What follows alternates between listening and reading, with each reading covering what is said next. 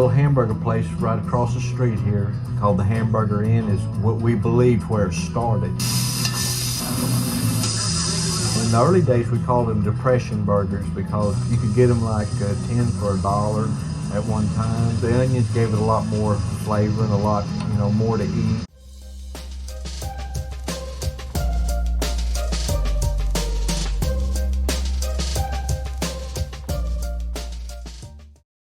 All right, we're doing Oklahoma onion burger today. The world famous Oklahoma onion burger. We're going to start off with a half a pound of brisket and a half a pound of chuck. And I'm going to grind that into our hamburger meat.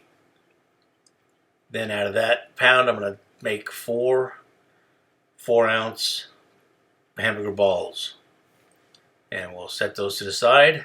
And then using a mandolin, the thinnest level, we're going to shave 2 white onions, paper thin. You'll see here, you can actually see right through it. That's how thin. That's perfect. Now we're going outside to the flat top. If you don't have a flat top, you can use your cast iron skillet or non-stick pan. But I like to use the flat top when it's a nice day like today. I got my buns already toasting. Now I'm going to place my hamburger balls on the grill. I'm going to leave enough room between the two because I'm going to use a burger press and flatten them down super thin. You'll see right here a little piece of parchment paper and a burger press. And I'm just going to smash these down. Get that burger nice and thin. And we want that burger to get nice and crusty on one side. We're going to let that cook. And then we're going to come back with our onions.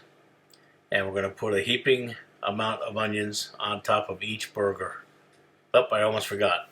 Salt and pepper first. Then we're going to come back with the heaping amount of onions on each burger.